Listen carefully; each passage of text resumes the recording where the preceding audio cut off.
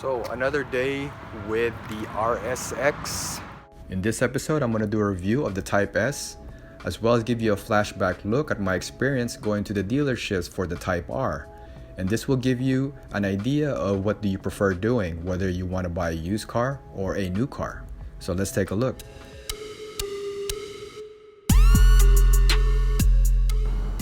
Okay, we're here again to talk about my RSX Type S. And it's been a couple of months, but as you can see, the car is still clean, still no dings, nothing. Kind of driving it around on the streets, you know, just trying to get a feel for it. So let's check it out. I think it's been good, though I haven't really been able to drive much yet, but I feel like the RSX has been pretty good in terms of a daily driver. Has some flavor in it, and yeah, I like it. I mean, anything wrong with the car? So there hasn't really been any issues yet as far as mechanical or any of that stuff. Maybe later when I drive more, then maybe I'll have more issues. But right now, the car seems to be solid, you know. It runs the way it should. It's got the VTEC, and I haven't done much to it, so I haven't modified the car yet in terms of exhaust or reflash or any of that stuff. So I'm not sure yet what the plans are for this car. So until I know, I'm just going to leave it alone. It's got the low miles on it, so I don't want to mess with that. And it's kind of just like a daily driver slash slightly modified to give it a little bit of flavor. But yeah, I mean, I'm still trying to get used to the car being, I mean, slightly higher on the front than the rear. But other than that, I think it's okay. But for now, I think what I could say is that the car's been good as far as a daily driver. Haven't had any issues with it. And if I just leave it stock like this, then I think I would be able to drive this car for many more years and add more miles to it. Just driving a stock RSX Type S, because I haven't really done much to it. I haven't even replaced the muffler or the exhaust or headers and stuff like that. So I'm still trying to get used to that, because I'm not used to not having that much power. Even when I used to drive my GTI and Evo, those cars were quick. And so I'm used to that instant boost. So I don't really get much of that now. But you know, when the VTEC kicks in, you get a little something, right? But it's just not the same as with, you know, like a stage 2 GTI or reflashed Evo, or even my FRS with the turbo. And so I'm still getting used to that feeling of just driving a stock RSX. You know, overall it's good. It's not a Prius, but it's still good as far as having a mildly modified car but still get decent gas mileage. I'm still getting used to the VTEC. I mean, obviously this isn't my first rodeo, because I did have a S2000. So I'm familiar with the feeling. Back then, 200 horsepower was pretty good, right? And nowadays, it's not really that quick. But yet, you know, when you think about it, you know, if you put everything together, the MPG, the reliability, the other aspects of what makes this car appealing, then it's okay, you know. Then 200 horses is all right for what it has, because it's reliable and it's something that you can drive anywhere, and it still has some flavor to it.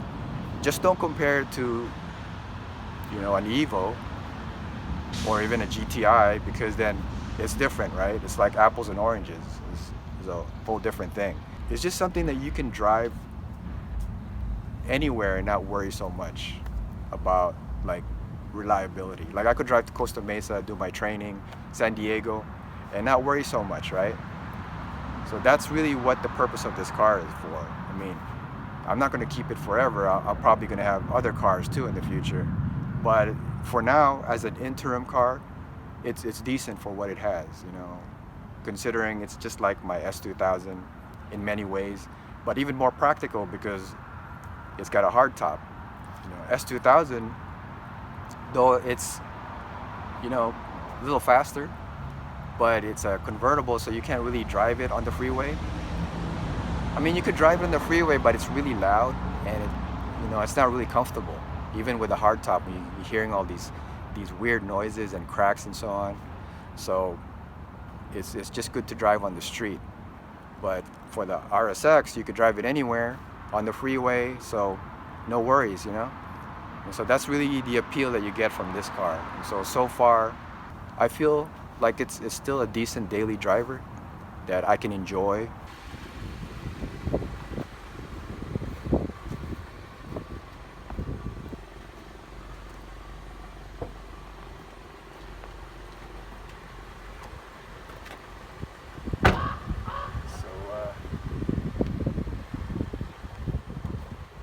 Just going for a stroll with a Type S right here.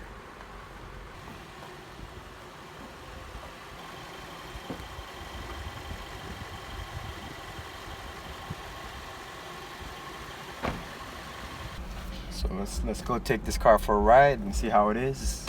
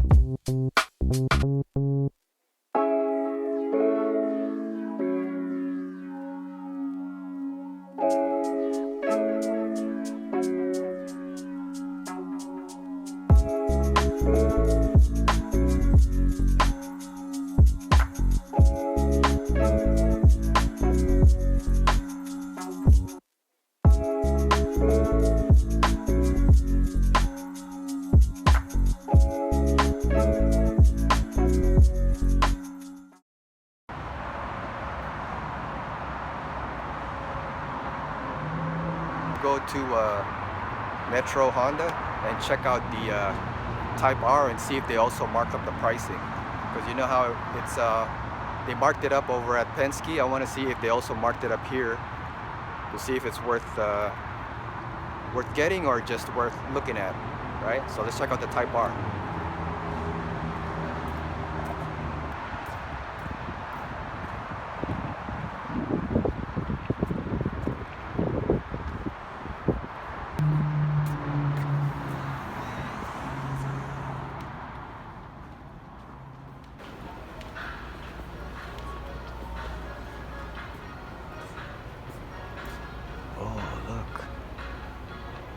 I mean, it's not only all dealership do that way. Every dealership has the same thing.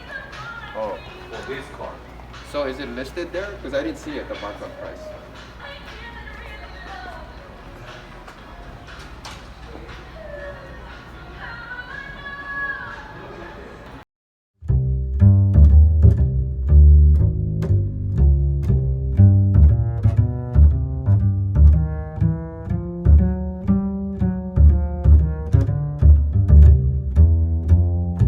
Wow, these Type Rs are so expensive. I came here to Metro just to find out that this car is marked up even more than the one at Penske.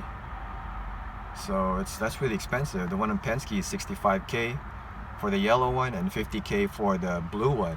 And then here, the yellow one is $77K. So that's crazy markup, right? So I don't think I'm gonna be getting a Type R anytime soon, with MSRP being so high, unless something else works out. But I may have to look at something else or just hold on to the Type S and just I don't know, take my time again. I mean, that's why I drive this car, you know, to kind of see if there's something else that I want to get, or if I'm gonna get a different kind of car, or if it's just gonna stay this way. But you know, it is what it is, and dealerships are gonna wanna mark up because there's only 600 of those cars.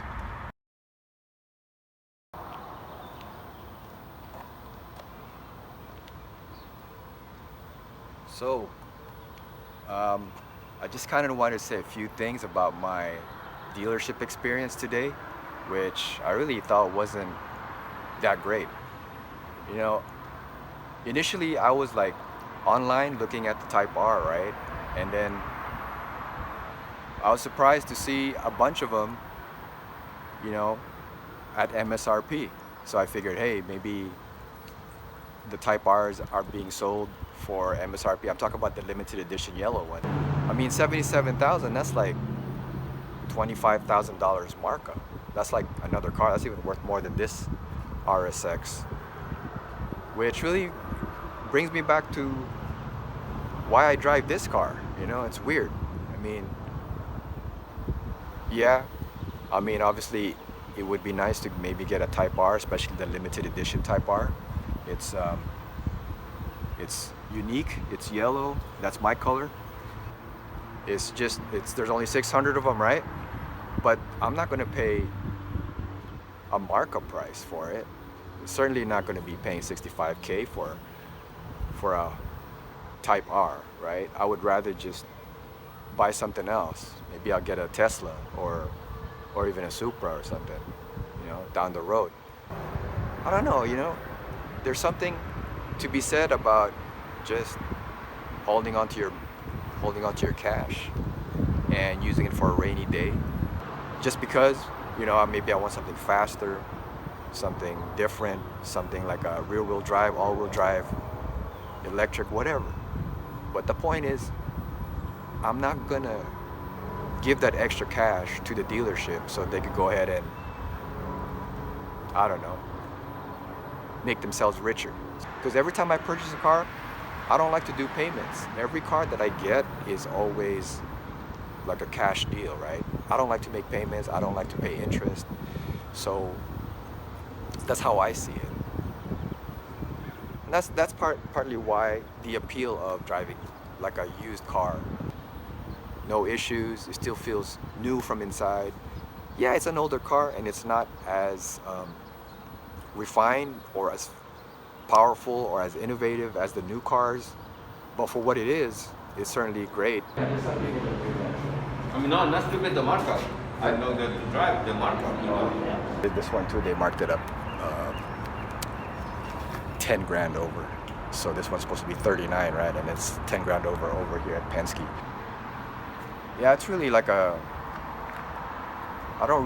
kind of leaves a bad taste in my mouth when I go to these dealerships because I know it's all about them making even more money. And I understand that the Type R, the limited edition Type R is obviously limited, right? But it shouldn't be over like the markup. I mean, it shouldn't be over the MSRP price. It's already expensive as it is, 44 and something, right? 45 grand. So it's already expensive out the door like that. I mean, if they would ever sell it at that price, but I'm not gonna spend an extra couple of grand more, even 10 or 15 or 25 grand, just to get a Type R. No offense, okay? But I mean, I would rather get a more expensive car if I'm gonna do that. I'd get a used GTR if I need to.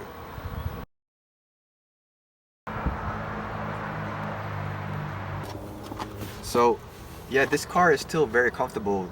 I mean, for me, because, I mean, look at the interior. This car is almost 20 years old and it's still very clean, okay? It's very clean still. And why am I gonna buy a new car right now if I don't need it? I mean, I barely even drive, right? And I drive this car maybe once a week. So if I did get like a Type R or a new car or something like that, I don't even know when I'm gonna be able to drive that car. So I think I'm just gonna continue to drive the Type S and see how it goes, you know? When I finally have the time to go to car events and maybe go to the track and do all those other things that I normally can do, then maybe I'll start thinking about purchasing another car, because eventually I would, right? But at this point, I think, you know, everything in this car works. You know, the cup holders work really nicely. The shifter, it's not as smooth as I want it to be. Sometimes I miss shift. It's an older shifter, you know, what do you expect, right? The stereo works. I mean, a lot of times I don't even turn on the stereo, you know, I just kind of cruise. But the stereo works. It has a tape player. It's very old school.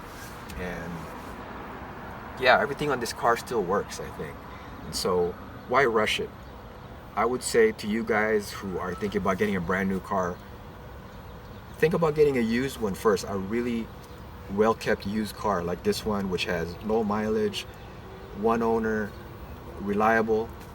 I'm not saying it has to be just this car, okay? You guys can always get a second car if you want to, but think about getting a used car first before getting a new one, especially at the dealerships where they're going to be charging you for markup, especially for something like the Type R. I don't even think I would do that. I just wouldn't do that, period. I wouldn't pay the markup price for that. So think about getting a really decent used car like the Type S and call it a day.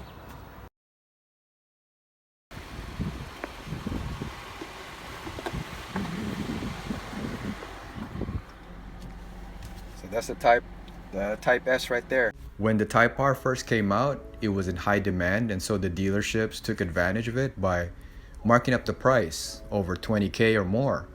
And this is just not something that I would go for, because I don't want to give away money for free. And this happened also with the second Type R that came out, right? And the 400Z and all the cars that came after. So with cars with such high demands, there's always this markup price that some people may be willing to pay for, but I just won't.